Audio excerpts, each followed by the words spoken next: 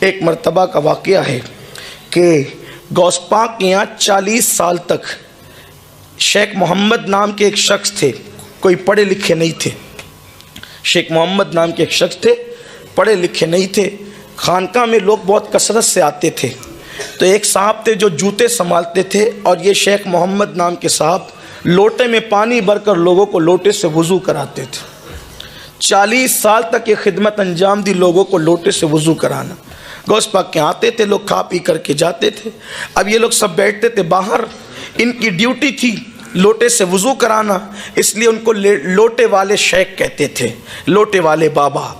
اب ہوا یہ، انہوں نے ایک دن چپل والے بابا سے کہا کہ ہم 40 سال سے آپ چپل سنبھال رہے، میں لوٹے سنبھال رہا ہوں، یہ بتائیں کہ یہاں آنے سے لوگوں کو ملتا کیا ہے، یہاں آنے سے لوگوں کو ملتا کیا ہے، یہاں کے لوگ کرتے کیا ہیں؟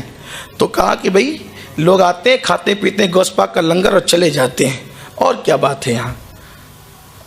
اب جس کا جتنا ظرف ہو وہ اتنی بات کرتا ہے، جس کی جتنی نگاہ وہ اتنی بات کرتا ہے۔ وہ چپل سنبھالتے تھے، یہ لوٹے سنبھالتے تھے، پانی سے وضو کراتے تھے۔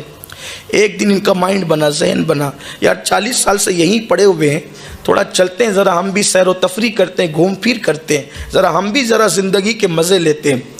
2 لوگ آئے، انہوں نے اطلاع دیے بغیر دونوں کو کہا کہ ہم آپ کے ساتھ چلنے کے لیے تیار ہیں۔ ان کو پتہ نہیں تھا یہ غوث پاک کے نوکر ہیں اور غوث پاک کی چوکھٹ پہ لوگوں کو وضو کراتے ہیں، ان کو خبر نہیں تھی۔ وہ دونوں ولی تھے، اور کون سے ولی؟ اقطاب تھے، اقطاب قطب تھے وہ۔ اور قطب وہ ہوتا ہے جس کو اللہ تعالیٰ اس کے شہر کا نظام سنبھالنے کی ڈیوٹی عطا کرتا ہے۔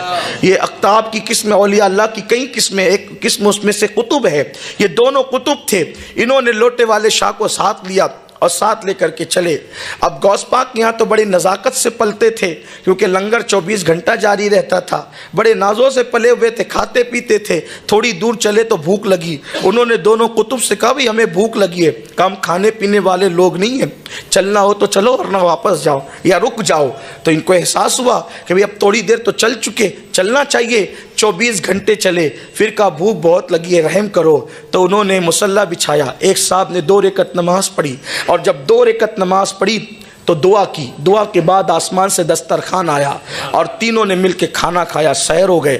کھانا آیا تو نیند آئی، پیٹ بھرا تو نیند آئی۔ کہا تھوڑی دیر سو لیں، کام سونے والے لوگ نہیں ہیں، چلنا ہو تو چلو ورنہ رکو۔ مجبوراً چل پڑے۔ پھر 24 گھنٹے چلتے چلتے گزرے، کہا بھوک اب برداشت نہیں ہوتی۔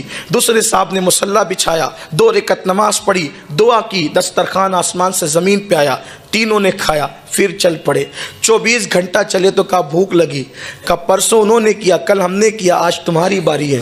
کہا بھائی میں تو کوئی پڑھا لکھا آدمی نہیں، کوئی بہت عبادت گزار انسان نہیں، مجھے تو کچھ آتا نہیں، دعا کرنا بھی صحیح سے نہیں آتی، میں کیا دعا کروں گا؟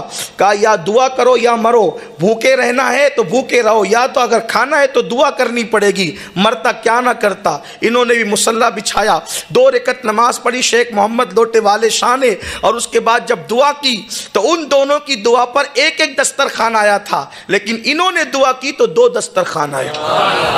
وہ دونوں اقطاب حیران ہو گئے، کہا کہ آپ تو کہتے تھے کہ ہمیں کچھ نہیں آتا، آپ پڑھے لکھے نہیں ہیں، آپ کچھ نہیں جانتے، دعا کرنے کا ہنر بھی نہیں جانتے، آپ کی بات پر 2 دسترخوان کیسے آیا؟ تو کہا کہ واقعی میں کچھ نہیں جانتا تھا، لیکن جب تم نے مجبور کیا یا بھوکے مرو یا دعا کرو، جب جان پہ بنائی تو پھر میں نے بس اتنا کہا، اے اللہ مجھے تو کچھ نہیں آتا۔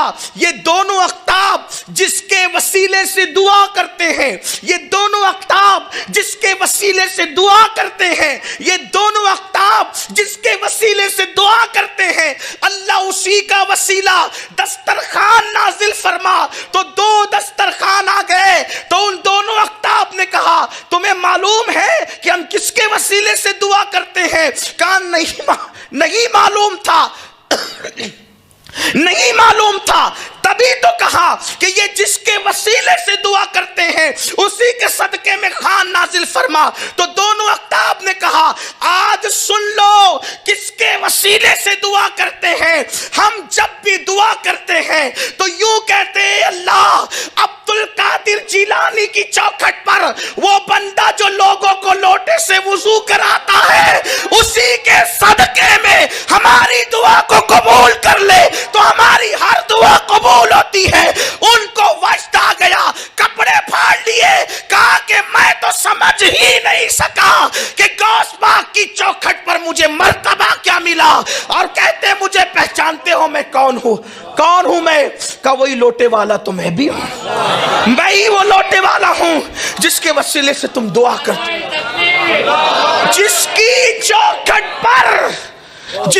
चौखट पर बेहुनर बैठे तो कुतुब उनके वसीले से दुआ करें। जिसकी चौखट के बेहुनरों की ये शान है तो अब्दुल कादिर जिलानी की शान का आलम क्या होगा,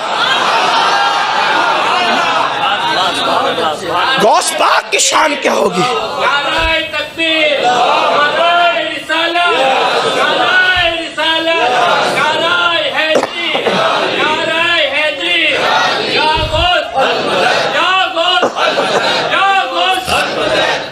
वल्लाह मैं तो गौस पाक की चौखट पे बैठने वाले कुत्ते को भी बेहुनर नहीं मानता, लेकिन सिर्फ चूंकि उन्होंने ये बात नकल की थी तो मैंने बयान कर दी कि मुझे कुछ नहीं आता, वरना अल्लाह की इज्जत की कसम उनकी चौखट पे बैठने वाला कुत्ता भी बेहुनर नहीं होता।